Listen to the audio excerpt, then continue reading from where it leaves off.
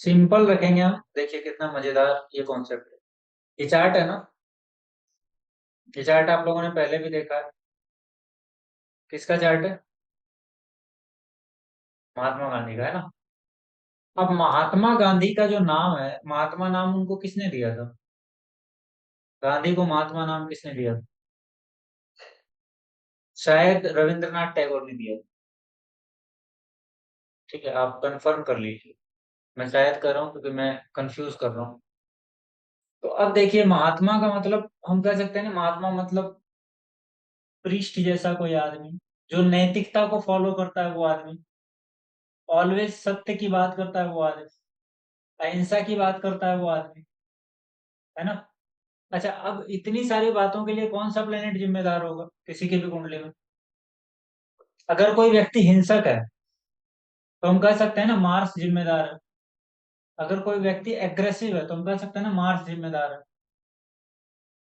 तो अगर कोई प्लेनेट, कोई व्यक्ति नैतिकता की तरफ जा रहा है, सत्य के प्रयोग कर रहा है, अहिंसा की बात करता है, तो उसके लिए कौन सा प्लेनेट जिम्मेदार होगा? कीर्ति मैम, जुपिटर। अनम्यूट कर। जुपिटर। जुपिटर। ठीक है। अब इस चार्ट को देखिए बड़े ध्यान से। इस चार्ट में लग्न में बैठा है मार्स, मर्क्यूरी, वीनस। तो मार्स का इम्पैक्ट, सेवंथ लॉर्ड का इम्पैक्ट आ गया ना लग्न पे। और मार्स तो सेकंड लॉर्ड भी है यहाँ।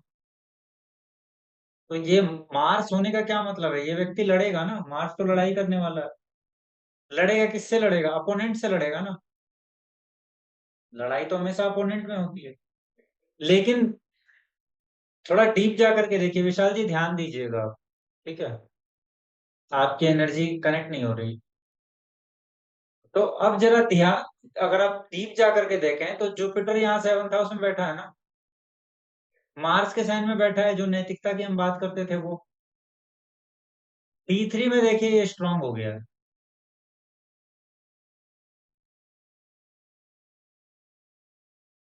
हो गया ना।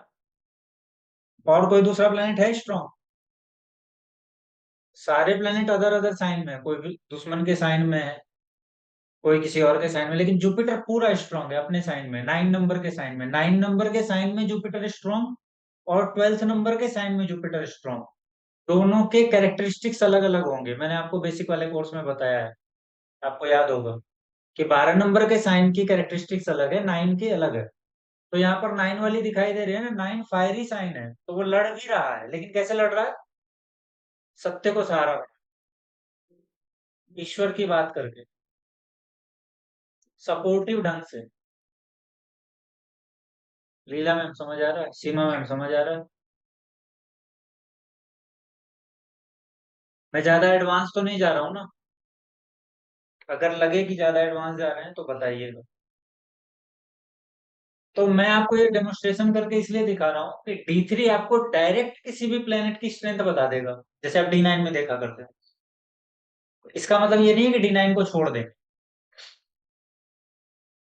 और मैंने पहले भी बोला है कि डिविजनल चार्ट आपको हर समय उस पर्टिकुलर सर्टेन चीज के बारे में प्लेनेट की डिग्री के हिसाब से उसकी प्लेसमेंट ही बताता है, और कुछ भी नहीं है। साइन लड़ाई का साइन है, सत्य की लड़ाई लड़ी, और हमेशा सत्य के आधार पे काम करता था। तो अब किसी व्यक्ति का जुपिटर लग्न में बैठा है तो हम ये नहीं कहेंगे उसको कि तुम सत्यवादी हो। तो हम क्या करेंगे, उसके जुपिटर को जाकर के D3 में देख लें।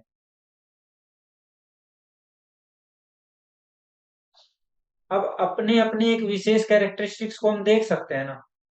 दूसरा कोई प्लेनेट है क्या यहाँ जो स्ट्रॉन्ग दिखाई दे रहा हो? मून है ना स्ट्रॉन्ग D1 में। लेकिन मून देखिए यहाँ कहाँ पहुंच गया,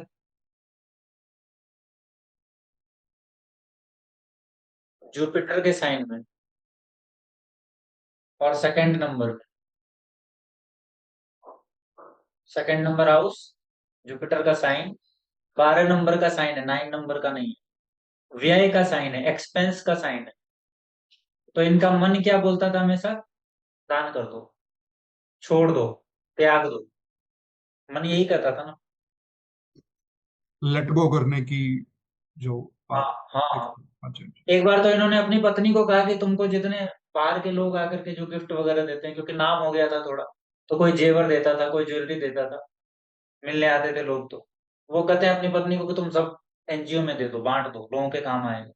इस बारे में, इस कारण उनका अपनी पत्नी से झगड़ा हो गया एक बार, कि नहीं आप अपनी चीज दे दीजिए, मुझे जो लोगों ने गिफ्ट दिया वो मैं क्यों दूं। बाद में उन्होंने बड़ी मुश्किल से मनाया। तो आपने मून को देखा?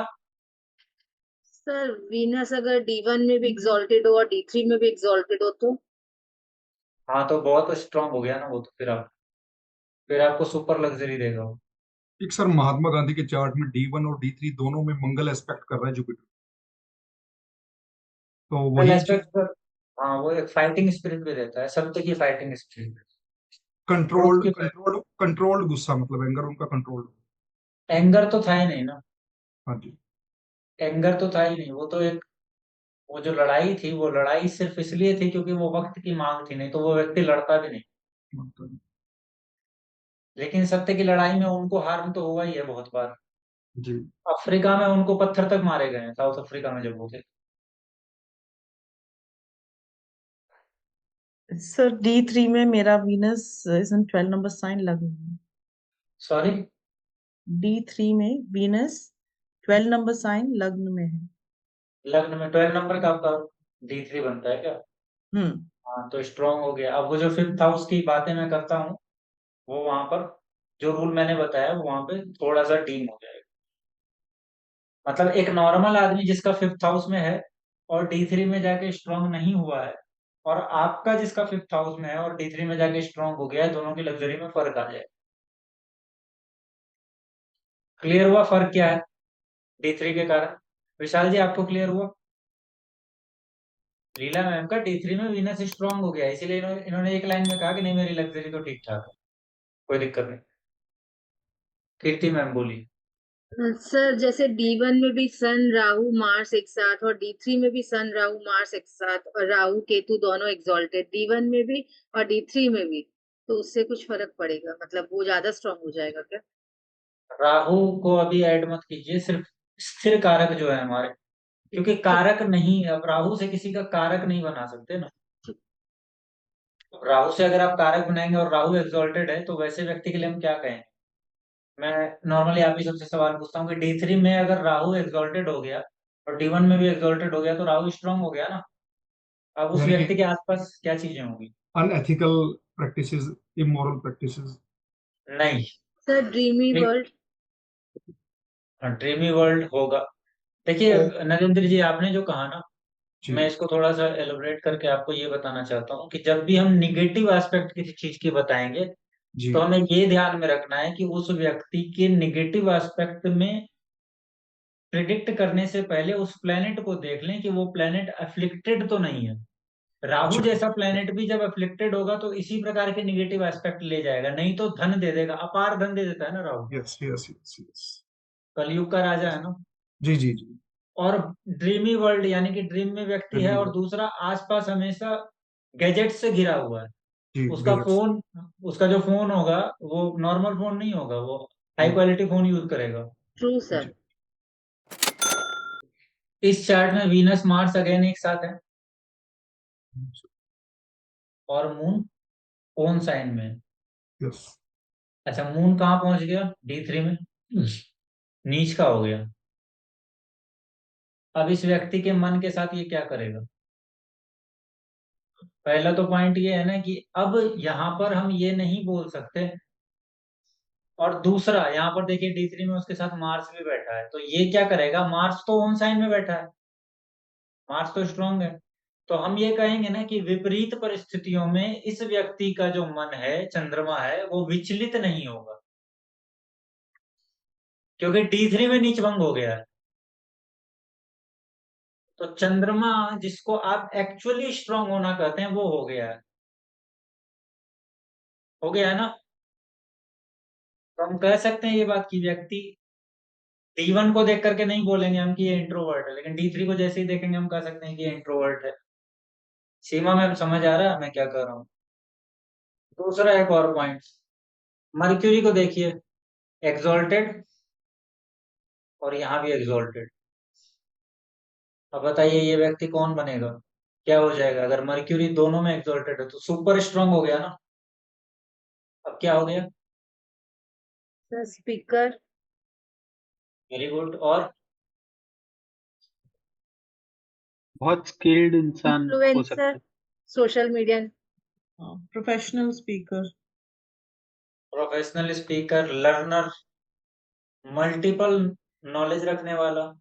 सिंगिंग मर्क्यूरी जी। मर्क्यूरी का संबंध फाइनेंस से भी है, हम्म, तो फाइनेंस का मास्टर हो सकता है, कैलकुलेशन का मास्टर हो सकता है, सुपर कैलकुलेटिव हो सकता है। मर्क्यूरी तो कैलकुलेशन का कारक है। अभी जितनी चीजों को मैं देख रहा हूँ ना, आप बस उसको कीवर्ड की तरह नोट करते जाइए। अभी आपको पता नहीं है ये किसका चार्ट है, किसी को पता है? मैं बताऊंगा ये किसका चार्ट है।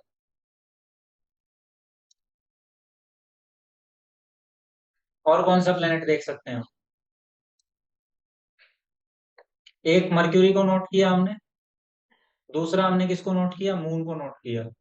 अब तीसरा देखिए, वीनस यहाँ पे मून के साथ बैठा है, जल तत्व के साइन में बैठा है ना। लेकिन यहाँ पर D3 में वीनस एक्सॉल्टेड हो गया है।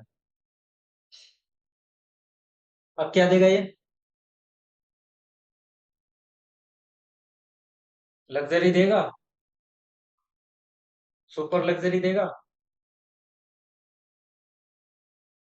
जल तत्व के साइन में वीनस का होना अच्छी बात है, लेकिन वहां पर मार्स भी है, नीच का हो रहा है। अब देखिए एक और पॉइंट, सारी चीजों को हटा दीजिए, मार्स यहाँ नीच का हो रहा है और यहाँ ऑन साइन में है, तो नीचता बैलेंस्ड हो गई ना। अब ये व्यक्ति लड़ेगा तो एग्रेसिव नहीं होगा। हम सिर्फ साइन को देख रहे हैं, अभी हाउस को नहीं देख रहे हैं, सिर्फ साइन को देख रहे हैं, क्योंकि बैलेंस्ड हो गया है मामला, ऊपर से जल तत्व के प्लेनेट के साथ है। तो इस चार्ट को अगर आप देखें नीचे वाले को, तो मार्स मून को सपोर्ट कर रहा है, और ऊपर वाले चार्ट को देखेंगे तो मून मार्स को सपोर्ट कर रहा है, क्योंकि नीच भंग दोनों ही जगह हो रहा है ना। बड़ी मजेदार बात यह है कि इस कुंडली में D3 में मून का नीच भंग हो रहा है और D1 में मार्स का नीच भंग हो रहा है। तो मून और मार्स, हालांकि नीच भंग वर्ड में यूज कर रहा हूं ताकि समझ सकें, डिविजनल चार्ट में योगों को हम ज्यादा महत्व नहीं दें। नीच भंग तो एक योग है ना, ज्यादा महत्व नहीं देने का मतलब आपको योग देखना है तो आप D1 में ही देखिए, मैं ये कहना चाहता हूँ। लेकिन अगर आप D3 को कंसिडर कर रहे हैं, रिलेवेंसी ले रहे हैं फर्स्ट और थर्ड की, तो आपको ये बोलना पड़ेगा ना कि दोनों एक दूसरे के सपोर्टिव है। तो अब इस व्यक्ति को आप गुस्सा नहीं दिला सकते। आप इसके सामने गाली भी देंगे तो ये कुछ नहीं बोलेगा, नहीं बोलेगा ना। मैं ज्यादा एडवांस तो नहीं जा रहा। सर सैटर्न भी अपनी साइन में दोनों में और रेट्रोग्रेड है। नहीं, अभी मार्स और मून की बात समझ आ गई, मैं ज्यादा एडवांस तो नहीं जा रहा, ऊपर तो नहीं जा रहा। इस ठीक है। प्रकार से हम इस एक कैरेक्टरिस्टिक्स को नोट कर लीजिए कि इस व्यक्ति को गुस्सा नहीं दिलाया जा सकता। दूसरा ये कि वीनस इसको सुपर लग्जरी देगा। तीसरा ये कि सैटर्न अपने ही साइन में दोनों जगह बैठा है, तो सैटर्न भी स्ट्रांग हो गया, तो हम क्या कहेंगे? मेहनती बहुत होगा, हो जाएगा ना मेहनती बहुत। जुपिटर भी स्ट्रांग हो गया, यहाँ पर अग्नि तत्व के साइन में है ना, और केतु के साथ है, लेकिन यहाँ पर अपने ही साइन में आ गया। तो बहुत सारे प्लैनेट इसके स्ट्रांग हो गए ना। मेरे कहने का मतलब ये है कि अगर आप D3 को बहुत ध्यान से देखें तो व्यक्ति के भीतर की छिपी हुई प्रतिभा को, जैसे हम कहते हैं ना कि पूत के पग पालने में दिखने लगते हैं, तो D3 पूत के पग पालने में दिखाएगा, है ना। कीर्ति मैम बोलिए। सर सैटर्न दोनों में अपने साइन में रेट्रोग्रेड है तो देगा लग्जरी, लेकिन थोड़ी डिले करके देगा। नहीं, लग्जरी का सैटर्न से संबंध नहीं है, क्योंकि हम D3 को यहाँ पर मेन चार्ट मान करके यूज कर रहे हैं और बैकग्राउंड में D1 को यूज कर रहे हैं। D1 से D3 की तरफ जा रहे हैं, तो सैटर्न के जो कारकत्व में चीजें आती है उसी को ऐड करें। ठीक है। अब ये चार्ट किसका है पता है आपको? ये चार्ट है मनमोहन सिंह का, श्री माननीय मनमोहन सिंह, है ना। और जितनी बातें अभी हमने जोड़ी है कीवर्ड के लिए, वो सब की सब सही है ना।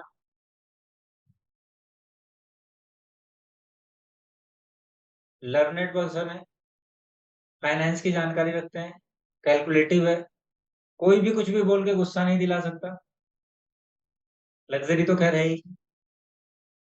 तो D3 को इस तरीके से आप मैजिकल रूप में यूज कर सकते हैं। आपको आना चाहिए, कारकों को यूज करना आना चाहिए।